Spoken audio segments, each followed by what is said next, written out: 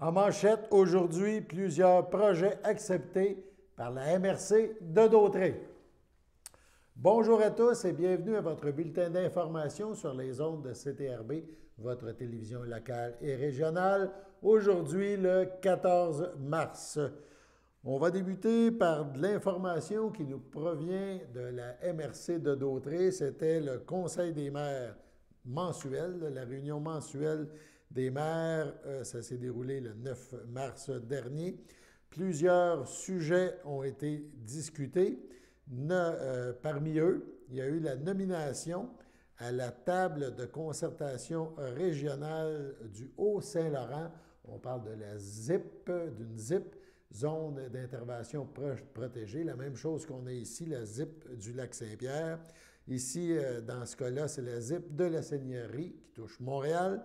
Et André Villeneuve, le maire de Lanoraie, sera le représentant de la MRC sur ce comité. Aussi, on parlera du projet de travail de rue Brandon pour la prévention de l'itinérance. Ce programme-là bénéficie depuis 10 ans de l'aide gouvernementale, ce qui lui a permis le maintien en poste d'une intervenante à temps plein et d'un autre intervenant à temps partiel.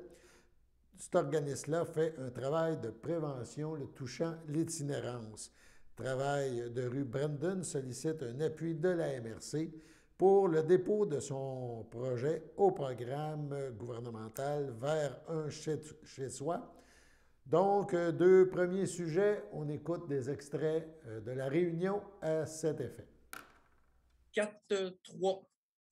Nomination table de concertation régionale au Saint-Laurent, Grand Montréal. Donc, on aurait la candidature de M. Villeneuve, maire de Lanoraie, pour siéger sur ce comité-là. La fonction, peut-être serait le fun de préciser, la fonction de cette table de concertation, c'est? Bien, en fait, ce sont les ZIP de la région de Montréal qui se concertent, évidemment, là, pour la qualité de l'eau, là, le même principe que la ZIP du Lac-Saint-Pierre. Donc, ce sont un ensemble d'intervenants qui se concertent dans le but ultime d'améliorer la qualité des eaux. OK, parfait. Donc, M. Villeneuve qui va siéger, qui est nommé. Donc, ça me prend quelqu'un pour proposer. Mme Clermont, appuyée par Mme Sénéchal. Tout le monde est d'accord? Fait.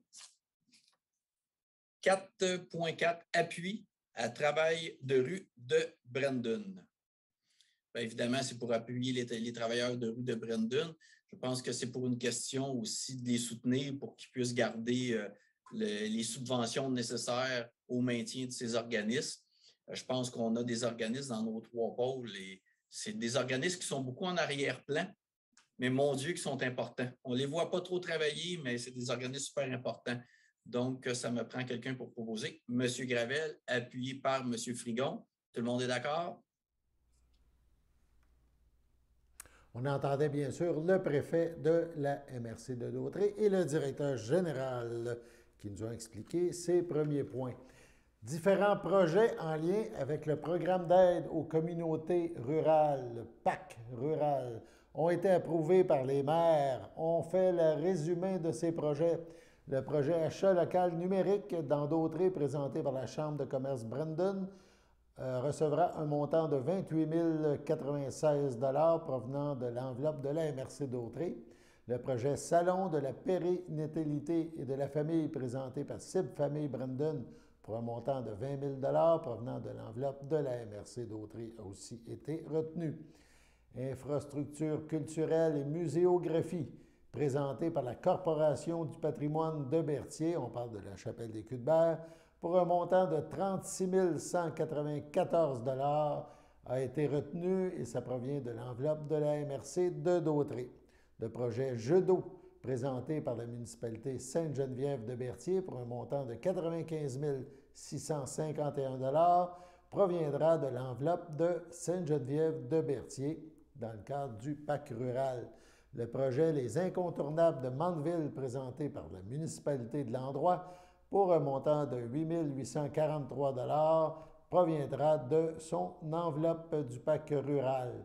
Le projet mise en œuvre du plan d'affaires de la Cirbie, présenté par la Cirbie, bien sûr, pour un montant de 27 516 dont 4 913 proviendra de l'enveloppe de Sainte-Geneviève, 16 529 proviendra de l'enveloppe de Berthierville, 1 610 proviendra de l'enveloppe de la visitation de l'île du Pas et 4 464 proviendra de l'enveloppe PAC rural de Saint-Ignace de Loyola.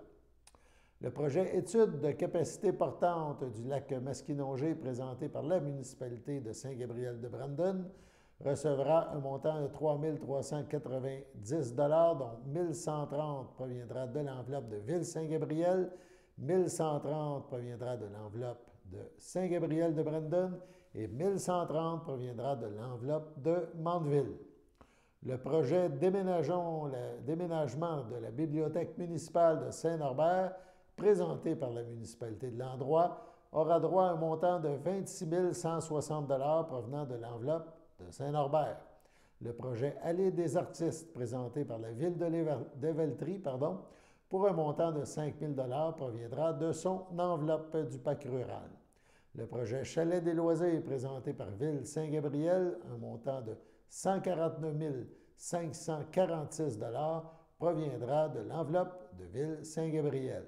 Le projet Terrain de volleyball de plage, présenté par Ville-Saint-Gabriel, pour un montant de 36 609 dont 18 304 proviendra de l'enveloppe Ville-Saint-Gabriel et 18 304 de l'enveloppe Saint-Gabriel de Brandon. Également, le projet panneau numérique présenté par la MRC de Dautrey pour un montant de 81 000 provenant de l'enveloppe MRC. Le projet Maison des ados présenté par Saint-Norbert pour un montant de 25 000 proviendra de son enveloppe.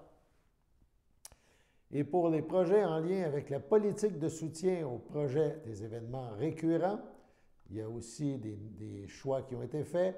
Le projet Grande fête de la famille de la Velletrie, présenté par Action Famille de la Velletrie, recevra un montant de 1 000 $. Le projet Salon des aînés, présenté par Saint-Gabriel-de-Brandon, recevra aussi 1 000 $. On parle maintenant sécurité, toujours en lien avec la MRC de Dautrey.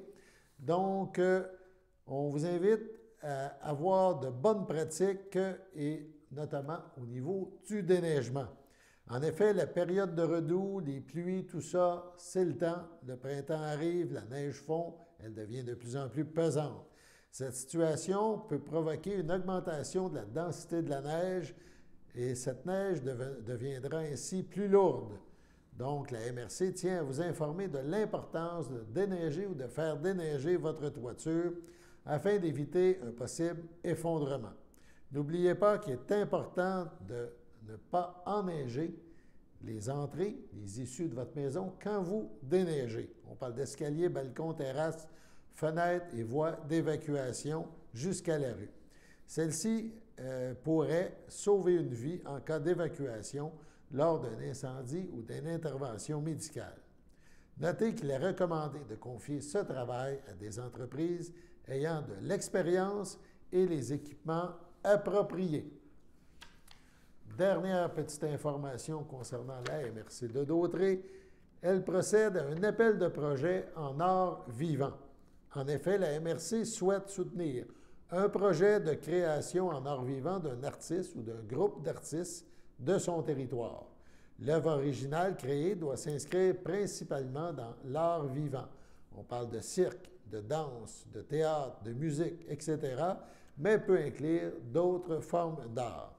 Les artistes impliqués peuvent être en partie amateurs, cependant un artiste professionnel responsable du projet doit être impliqué. La période de création pourra s'étaler de l'été 2022 jusqu'au printemps 2023. Le demandeur a la possibilité d'aller chercher différentes sources de financement s'il le désire, mais ça ne doit pas toucher le niveau provincial. La rémunération pour la phase de création est de 20 000 $. On a une phase aussi de diffusion. Le projet de création de la phase 1 fera l'objet d'une tournée dans la MRC à l'été 2023. Le demandeur doit lister ses besoins techniques pour la présentation de sa création, des besoins qui pourront être précisés un peu plus tard. Le demandeur doit estimer le coût unitaire d'une représentation. Par cet exercice, il doit estimer combien de représentations pourraient être offertes avec un budget de 17 000 $ qui s'ajoutera. La MRC souhaite présenter au minimum 3 événements, 3 représentations liées à ce projet en art vivant.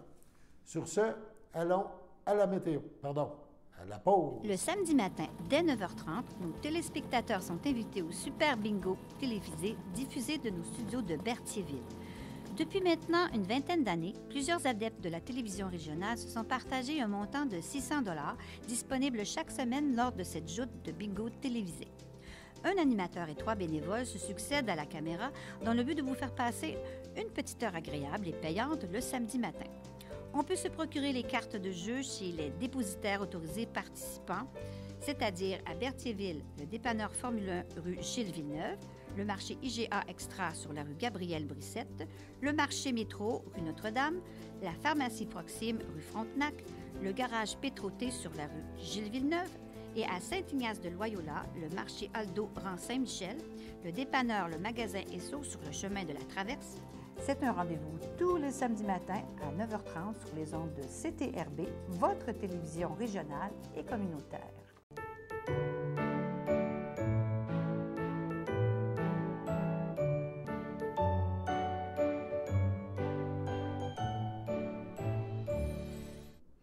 En ce 14 mars, un anniversaire à souligner. Le Centre d'action bénévole d'Autrey souhaite bonne fête à Diane Jouvin. C'est votre anniversaire aujourd'hui, 14 mars. Toute l'équipe de CTRB se joint à moi et vous souhaite bonne fête. On poursuit maintenant avec une entrevue que nous avons enregistrée la semaine dernière en compagnie du député fédéral, député du Bloc québécois, Yves Perron. Le député Perron nous parle de déconfinement, mais aussi de la conférence qui se déroulera demain de façon virtuelle avec les parlementaires, avec le président de l'Ukraine. Donc, ça se passera demain à la Chambre des communes. Et le président Volodymyr Zelensky, le président de l'Ukraine, s'adressera aux parlementaires canadiens en lien avec la crise qui frappe l'Ukraine et évidemment ce qui se passe avec la Russie. Et le même président Zelensky sera le lendemain avec les parlementaires, avec les élus américains. Donc, le conflit perdure, la situation est de pire en pire. Et sûrement que la demande ou l'intervention du président de l'Ukraine sera un moment fort là, dans cette crise humanitaire incroyable qui touche tout le monde. On écoute l'entrevue avec le député Perron. Tantôt, tu me parlais de recommencer des tournées, donc ça veut dire qu'il y a un certain déconfinement. Aujourd'hui, le 11 mars, c'est un deuxième anniversaire de pandémie qui est rendu en principe une endémie. Là. On s'en va vers des jours ensoleillés, comme on a déjà dit, dans un certain parti, un certain chef. Là, on va essayer que ce soit plus vrai que la première fois. C'est ça, exactement. Mais comment ça se vit au Parlement? Est-ce qu'on a l'impression encore là? Et toi, comment tu vis ça, que justement, on devrait avoir un été plus agréable, on s'en va vraiment dans le bon sens, on pourrait dire, et qu'on va pouvoir laisser toutes ces contraintes-là derrière nous là, dans les prochaines semaines? Je l'espère ardemment. En fait, au Parlement, on est de plus en plus nombreux. Bien sûr, on avait adopté la possibilité de la formule hybride jusqu'en juin. Okay. Ça demeure toujours valide. Donc, des gens qui ont des empêchements, qui ont des symptômes, ou des choses comme ça. Il y a quelques personnes qui sont en virtuel, mais plus ça va, là, puis plus les députés des formations politiques sont présents sur place, puis je vous dirais que l'énergie n'est pas pareille. C'est sûr, hein, se lever puis faire un discours dans une salle vide ou avec 10 personnes, puis se lever puis faire un discours avec 338 députés. c'est pas la même chose du tout, là. OK. Donc, c'est bien agréable de retrouver cette réalité-là. Bien sûr, on fait encore attention, on porte le masque quand on parle pas, puis ainsi de suite, là. On se lave les mains, puis on est quand même prudent, parce que, bon, les virus, ils vont continuer à circuler, là. Mais oui, la normalité revient. Puis quand s'est permis de rencontrer des gens en personne, ça, c'est vraiment différent. Là. Encore hier, j'ai vu quelqu'un que je n'avais vu qu'en Zoom depuis 2 ans. Je comprends. Tu te reconnais quasiment pas parce que non seulement tu l'as vu seulement à l'écran, mais en plus, là, tu le vois avec un masque, une casquette pour ma part quand on est dehors. Fait que là, maintenant, il reste pas grand, il reste pas large de face pour se reconnaître. Fait que ça va faire du bien là, de voir les sourires des gens aussi. Là. Fait que tout le monde a bien hâte. Évidemment, il faut rester prudent, il ne faut pas faire ça trop rapidement, mais je pense qu'on était dû là, pour avoir un relâchement. Là, puis en général, dans la population, les gens sont très, très heureux de ça. Puis les députés aussi. En terminant, c'est la semaine prochaine, en tout cas, je ne vais pas me mélanger dans les dates, mais le président de l'Ukraine va venir s'adresser à la Chambre des communes. Premièrement, vas-tu y assister? As-tu hâte d'avoir... Ça ne sera pas face à face vraiment, là, mais est-ce que tu as hâte d'entendre son message? Est-ce que tu... Ben, c'est sûr. J'ai hâte, puis j'ai pas hâte en même temps parce qu'on sait qu'est-ce qu'on va se faire dire. Hein. Et puis, moi, en tout cas, j'ai le sentiment de plus en plus qu'il va falloir des actions plus importantes. Moi, je ne veux pas m'avancer sur aucune proposition pour pas sortir des lignes, mais quand on regarde ça humainement parlant, de ce qui se passe, le massacre des populations civiles, on a même bombardé un hôpital pour enfants là, dans le courant de la semaine. À un moment donné, il n'y a pas de limite. Là, puis ce gars-là, j'ai pas l'impression qu'il va s'arrêter. Mais nos pressions économiques, par contre, portent fruit. Puis ça peut avoir l'air vague un peu dans l'esprit des gens, là, une pression économique. Ouais, mais qu'est-ce que vous faites? Vous faites rien. Mais ça étouffe. On est en train d'étouffer l'économie de la Russie. Et ça va commencer à apparaître. Il y a des banques qui ont fait faillite. Le rouble a perdu presque la moitié de sa valeur. Toutes les entreprises américaines et européennes et canadiennes ont fermé leurs portes. Donc, ça va paraître là, dans la société russe. Ça va commencer à frapper. Malheureusement, c'est la population qui va en souffrir. Mais quand on fait des pressions économiques, puis on bloque des avoirs chez les oligarques, et c'est ça qui est important de faire. Vous savez, la Russie, c'est pas une démocratie parfaite. Hein? On sait tous ça, là, que quelqu'un qui parle trop fort peut se ramasser en prison ou empoisonné ou ainsi de suite. On a vu toutes sortes d'histoires. Là. Donc, ces gens-là, pour les atteindre, il faut atteindre leur portefeuille. Et c'est un groupe d'élite autour de Poutine qui contrôle l'économie. C'est ces gens-là qu'on est en train de frapper aussi et d'étouffer. Donc, on espère que ça va avoir un impact rapide. Sinon, bien sûr, on poursuit l'aide humanitaire. Nous, on prône encore l'élimination des visas. Ça n'est pas encore fait. Le fédéral, là, Justin Trudeau, on a toujours des beaux discours à la TV. Là, ça a l'air bien beau. Ah, parfait, on va agir, on va accueillir les gens. Tout. Puis dans le concret, dans la semaine d'après, il ne se passe rien. Et c'est tellement long avant que ça bouge. J'ai de la misère d'ailleurs à être patient pendant que je vous en parle parce qu'il y a des gens qui souffrent actuellement. Donc, est-ce qu'on peut établir un pont aérien avec un pays voisin? Est-ce qu'on peut faciliter l'admission de visas? Ne serait-ce que pour là, on nous donne l'argument qu'on a peur de faire entrer des criminels. Ben, c'est une crise humanitaire. Là. Ouais. Des fois, il faut faire des exceptions. Puis au-delà de ça, est-ce qu'on peut au moins faire des exceptions partielles? Je ne sais pas, moi, supprimer les visas pour les familles. Quelqu'un qui habite ici, qui veut faire venir sa mère, qui n'est pas capable de la faire venir, ça n'a pas de bon sens. Donc, je vais aller l'écouter avec beaucoup d'attention, évidemment, mais en fait, je vous dis, j'ai hâte de savoir qu'est-ce qu'il va nous dire, mais j'appréhende qu'est-ce que ça va me faire, moi, être humain. Le service de police de la ville de Saint-Eustache demande l'aide du public pour retrouver Obi Albert, qui mesure 1,78 m, pèse 100 kg, a les yeux noirs et les cheveux rasés noirs. L'homme a été aperçu pour la dernière fois le 2 mars dernier dans le secteur de Saint-Eustache. Son véhicule, un Honda Civic 2010 argent immatriculé OB1, AUBYWAN, a été observé le 5 mars dernier dans le secteur de Sainte-Agathe-des-Monts.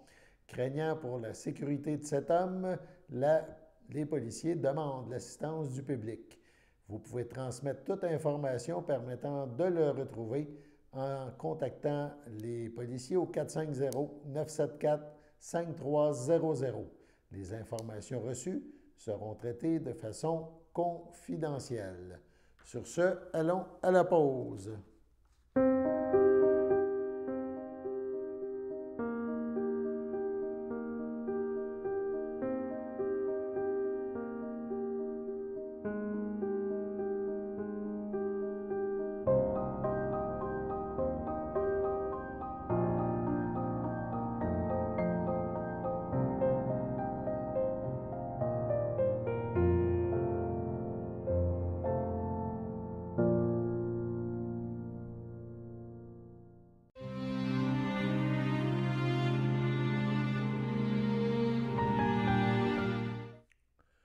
CHRDL de Joliette, entouré de sa famille le 27 février dernier. À l'âge de 92 ans est décédé M. Paul Chevrette, époux de feu Mme Céline Pellan, demeurant Joliette, mais natif de Sainte-Geneviève de Berthier. Le défunt laisse dans le deuil ses enfants, Daniel, son conjoint Daniel Lépine, Claudine, Claude Bergeron, Sylvie, Chantal Gauthier, Normand, Hélène Bolduc, ses 12 petits-enfants, Marie-Ève, Kevin, Sophie, Maxime, Audrey, Yann, Alex, Andrea, Gabriel, Pascal, Vincent, William, Candice, Laura, Antoine, Joseph, ainsi que Claudine, Claude, ses 2 arrière-petits-fils, Victor et Laurent, ses frères, Irénée Chevrette, Madeleine Morin, Jean-Claude Chevrette, feu Lucille Harpin, son beau-frère et ses belles-sœurs, Raymond Pellan, feu Cécile Piché, Lise Pellan, Jean-Pierre Lassalle, Mariette Robitaille, feu Claude Pellan, ainsi que plusieurs neveux, nièces, autres parents et amis. La famille vous accueillera vendredi le 18 mars de 19h à 22h et samedi le 19 mars dès 11h au complexe funéraire Thériault, 741 Notre-Dame à Berthierville. Suivront les funérailles à 14h en l'église de Sainte-Geneviève de Berthier. M. Chevrette sera inhumé au cimetière de Berthier. Au CHDL de Saint-Charles-Borromée, le 23 février, à 83 ans, est décédée Mme Lorraine Hainaut, fille de feu Lucien Edmond Hainaut et de feu Marguerite Clermont, demeurant à Berthierville. Elle laisse dans le deuil ses sœurs et ses frères, ses belles-sœurs et ses beaux-frères.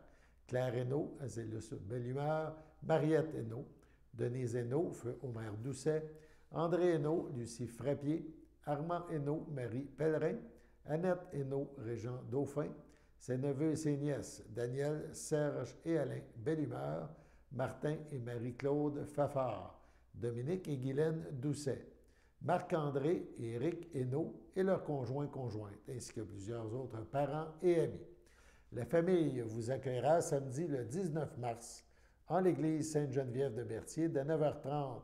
Suivront les funérailles à 10h30 à l'église. Mme Hainaut sera inhumée au cimetière de Berthier à une date ultérieure. Au CHSLD Alphonse Rondeau de Lanoret, le 2 janvier, à l'âge de 91 ans, est décédé M. Albert Bergeron, époux de Denise Massé, demeurant à Saint-Ignace de Loyola. Il laisse dans le deuil, outre son épouse, ses filles, Joanne Bergeron, Yvon Saint-Germain, Guylaine Bergeron, Normand Boivin, Diane Bergeron, Céline Groux, Maryse Bergeron, Martin Désy, ses 7 petits-enfants, Joanie, Olivier, Louis-Pierre, David, Jonathan, Maggie, Alice et leurs conjoints-conjointes, ses 2 arrière-petites-filles, Audrey-Anne et Béatrice, ses sœurs, ses belles-sœurs, son beau-frère, Fleurette Bergeron, feu Jean-Paul Chevalier, Denise Bergeron, feu Jacques Cournoyer, Annette Massé, feu Gérard Plante, Régent Massé, feu Véronique Barry, Marielle Lacombe, Rita Massé, feu Réal Fafard, Jean-Pierre Chartrand, ainsi que plusieurs neveux, nièces, autres parents et amis. La famille vous accueillera samedi, le 19 mars, dès 11h au complexe funéraire Thériault à Berthierville. Suivra une liturgie en la chapelle du complexe à 14h30. M. Bergeron sera inhumé au cimetière de Saint-Ignace de Loyola à une date ultérieure. Au CHDL de Saint-Charles-Borromée, le 23 février, à 83 ans, est décédée Mme Lorraine Hainaut, fille de feu Lucien Hainaut de Marguerite Clermont demeurant à Berthierville. Elle laisse dans le deuil ses sœurs, ses frères, ses belles-sœurs, ses beaux-frères, ainsi que plusieurs parents et amis. La famille, donc, vous accueillera samedi le 19 mars en l'église Sainte-Geneviève de Berthier. Dès 9h30, suivra les funérailles à 10h30 à l'église. À son domicile, le 22 décembre, à l'âge de 61 ans, est décédée Manon Duhem, épouse de Denis Bérard, demeurant à Saint-Barthélemy. Elle laisse dans le deuil, outre son époux, ses enfants, Marie-Lou Bérard, Danny Baribeau, Patrick Bérard, Geneviève Plante, ses petits-enfants, Victor Baribeau, Rosemary Baribeau et Lucie Bérard, Sa sœur, Carole Duhem, Richard Rochon. Sa belle-mère, Lucie Saint-Antoine, feu Anthony Bérard. Ses belles-sœurs et ses beaux-frères, Dominique Bérard, Lynne Saint-Don. Marie Bérard, Marcel Livernoche. Suzanne Bérard, Yvon Sylvestre. Jacinthe Bérard. François Bérard, Huguette Savoie, Gilbert Bérard, Chantal Ferland, Monique Bérard, Ghislain Wolfe, feu Luc Bérard, ainsi que plusieurs neveux, nièces, autres parents et amis. La famille vous accueillera dimanche le 20 mars de midi au complexe funéraire Thériault, rue Notre-Dame à Berthierville. Suivra une liturgie en la chapelle du complexe à 14h30. Madame Duhem sera inhumée au cimetière de Saint-Barthélemy à une date ultérieure. Au CHDL Saint-Charles-Borromée, le 4 mars, à l'aube de ses 90 ans, est décédée Madame Irène Blais, épouse de feu Jean-Jacques Couturier, demeurant à Lanoret. La famille laisse dans le deuil ses enfants, Francine Couturier, feu Denis Piette, André Couturier, Élise Roch, Suzanne Couturier, Sylvain Chandonnet, Sylvain Couturier, Francine Gravel, ainsi que plusieurs neveux, nièces, autres parents et amis. La famille accueillera parents et amis en l'église de Lanoret le samedi 26 mars. Dès 13h, suivront les funérailles ce même jour à 14h à l'église de Lanoret. Sur ce, passons à la météo.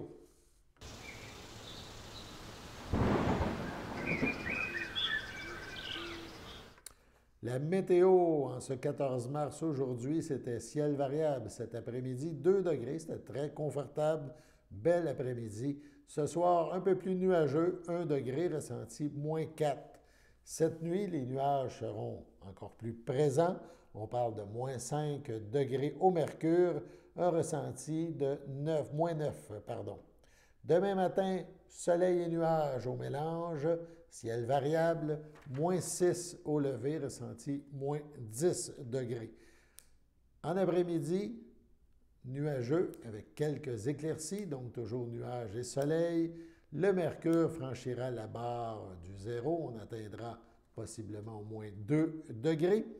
Ça sera quand même une belle journée, donc pas de précipitations à venir là, pour les prochaines heures. Voilà donc, c'était votre bulletin d'information sur les ondes de CTRB, votre télévision locale et régionale. Alain Bellumeur au Pépites, qui vous invite à être des nôtres demain pour la prochaine édition du bulletin d'information sur les ondes de CTRB, votre télévision locale et régionale. À demain.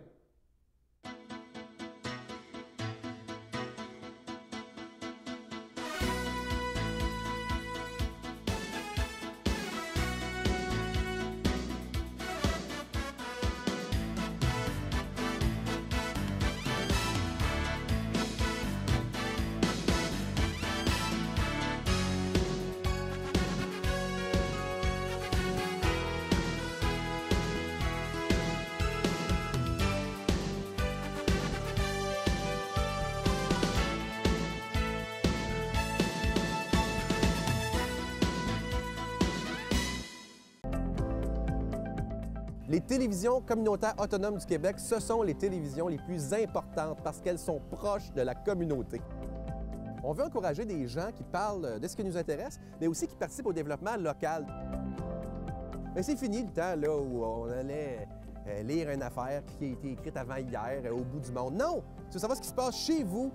Bien, ma télé préférée, c'est la télé autonome communautaire. C'est ici que ça se passe.